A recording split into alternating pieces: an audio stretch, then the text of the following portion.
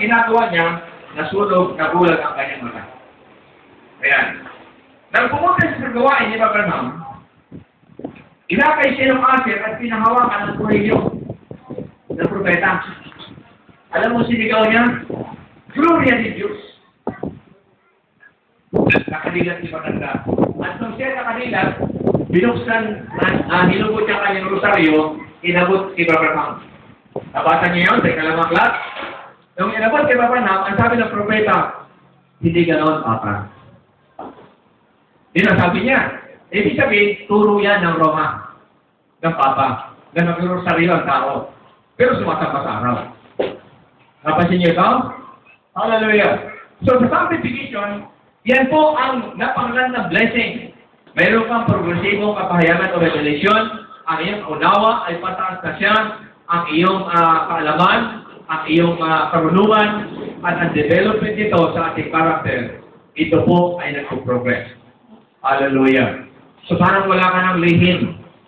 Hallelujah. Bakit po? Pag pumasok ka dito sa adoption, mga kapatid ko, ito yung soundproof at ang sabi ng Bible, ito yung secret place of the Most High. This is the secret place of the Most High. Soundproof ito. Ibig sabihin, sabi ng propeta, sabi ng Bible, tinanggap ka na ng Panginoon bilang kanyang anak, according to His promise. Kaya sabi niya dito sa ating binasa, kung babalikan po natin ang 2 Corinthians chapter 7 verse 1, ganito po ang talata. Itala niyo naman yan. Okay. Yamang kagay natin ang mga pangakong ito, mga minamahal, ay magsipaglinis tayo sa lahat ng karumihan, ng laman at ng espiritu, na pakasakdalin ang kabanalan sa takot sa Diyos. Perfecting holiness and the fear of God. Pakasakdalin ang kabanalan. May kapitbahay kami ng miyembro ng iglesia dito sa tabi natin. Alam niyo kapitbahay kami yun? Ako'y natutuwa. Hindi yan in time, ha? Hindi sila in time. Pero hindi ko yan nakita na magsuot ng short pants o kaya magsuot ng pantalon. Kahit natutulog siya naglalaban ng mamalingkit lahat, yun po ay nakapalda. Sabi ko, perfect sa labas. Yan. Pero kung itong mga ito ay magagawa nila, ito'y gawin. Ang alam ko, magagawa din po ng mga in-type message delivery. Pagkailan ka ba kayo? Ayaw niya tatanggal pa sinabi ko, ano? Ayan. Hallelujah. Ang kapilan niya sa hindi, ito talaga sinabi ng Bible, walang makakapasok doon sa kalangitan o hindi matatanggap ang Espiritu Santo pag hindi po banal ang sisidlan. Tandaan po niya yan. Hindi pwedeng tumahan ang Espiritu Santo sa hindi banal na sisidlan. Kung ito iliteral po ninyo, hindi mo kayo maglalagay ng tubig bilang inumin ninyo kapag ang sisidlan ay hindi ko malinis. Minsan, iniinom natin, ang tawag doon, mineral. Ang iba hindi na mineral. Ano yun? Aqualine. Mas malinis sa tubig yun. Hindi uminom na galing sa puso, sa tubo. Kung iyon nagagawa natin, power sport sa ating spiritual. At siya ba kaya? Ayan, hallelujah. Kaya naalala ko yung mga mananampalataya na pinatakpo ni Abraham at si Abraham doon sa dimension, sa realm ng spirit. Hallelujah. Nang pumasok siya roon, sabi niya, sumalubong sa akin ang milyon-milyon na tao. Yung mga babae, naglalakad sila sa ulap, wala silang mga silingas. Ayan, ang kanilang mga buhok, ang haba, nililipat ng hangin. At ang boses nila, ginamit Brother Barnham.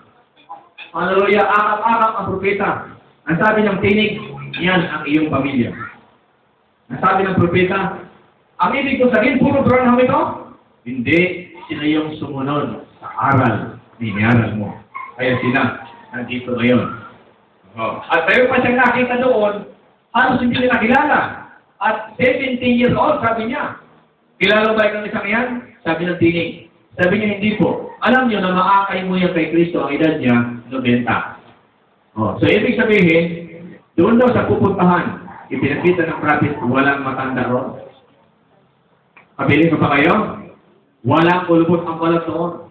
Wala rin doon na may ubat. Wala rin doon na ngipin na hindi kompleto. O wala rin doon po na may pek. Oh, hindi ba kayo? Tandaan po niyo yun. Wala po doon. Oh, praise God. So, tuloy po natin ang pagbasa. Gusto ko pong tapusin dito po sa 1 Corinto chapter 13 verse 9 to 12. Ito pong sanctification para pumunta tayo sa adoption. Hallelujah. Okay. Samahan niyo po ako. 1 Corinthians chapter 13 verse 9 to 12. Hallelujah.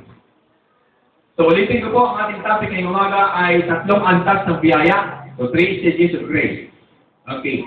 1 Corinthians chapter 13, verse 9 to 12, ito po ang sinasabi ng Bible.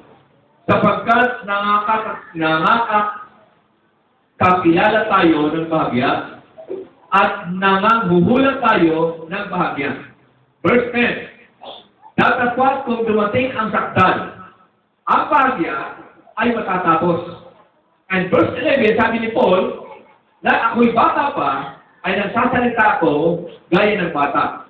Nagdaramdam akong gaya ng bata, nag-iisip ako gaya ng bata, ngayon naganap na ang aking pagkatao. Hallelujah! Sabi niya rito, I thought as a child, but when I became a man, hindi na child, hallelujah, ay iniwan ko na ang mga bagay ng pagkabata. Iniwan ko na yan. Dito sa church, huwag naman kayo magtampo sa akin, ano? Sasabihin ko lang, sa kalagitnaan, para mag-away ko kayo. Ito ho'y hindi ko sasabihin bilang pagpuna, kundi sasabihin ko lang ang bilang pagmamahal. Nakarinig pa kayong pakinggan ito? Okay. Sa panahon na kayo po ay umaawit na sa Panginoon, kung may drum dito, hayaan natin ang pumupukpok sa drum ng drum. Ayan. Huwag na tayo mag-drum pa sa gilid. Kabiling ko pa ba kayo? Ayan. Kung ibig kong tukuyin, ito'y dapat natin ay isaalang-alang na sa panahon ng pag-deliver ng mensahe, ang Espiritu ng Panginoon ay dapat maluwalhati. Si Papa Ham, nang siya po ay mag-deliver ng message, marami po ang mga tao na palakas-lakas. Huminto ang propeta. Alam mo sabi ni Papa Ham? Hindi ba kayo huminto? Oh. Nung hindi sila huminto, sabi niya, wala kayong respeto sa Espiritu Santo. So, meaning to say, isa ito of disrespect sa Espiritu Santo. Hallelujah. So, alam natin na ang banal na kasulatan nagsasalita ito ng katotohanan. Iniwan ko na ang mga bagay na pambata. Verse 12, sapagkat ngayon malabo tayong nakamakita sa isang salamin, ngunit pagkatapos ay makikita natin sa mukhaan. Ngayon nakikilala ko ng bahagya, ngunit pagkatapos ay makikilala ko ng gaya naman ng pagkakilala sa akin. Yan po ang sinasabi ng ating kapatid na buting apostol na si Pablo. Okay, eh sabi ko sa inyo kanina, bago ako nagsimula, ito ay hindi malalim na mensahe. Pati mga batang maliliit, ito'y maaaring naintindihan. Nire-recap ko lamang, baka ako, may pananagutan ako, baka pangaral ako ng pangaral, yun pala, hindi naunawaan itong aking binibigay ng una ng aking mga kapatid. Nawa, naintindihan po natin ito. Panghuli, pumunta tayo sa adoption.